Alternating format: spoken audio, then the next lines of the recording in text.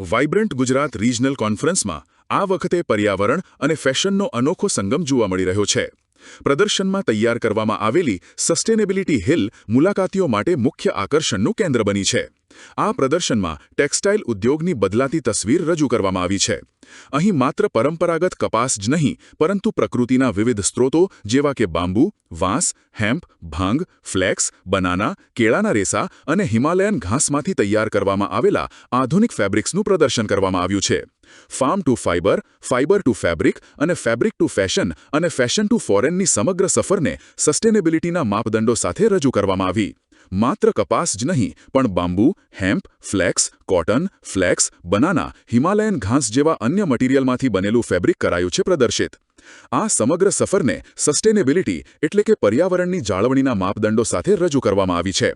ઘાસ, વાંસ અને છોડમાંથી બનતા ફેબ્રિક્સ પર્યાવરણને અનુકૂળ હોવાની સાથે સાથે ખેડૂતો માટે પણ આવકનો નવો સ્ત્રોત textile and apparel development association ટેડાના ચેરમેન અજય ભટ્ટાચાર્યએ જણાવ્યું હતું.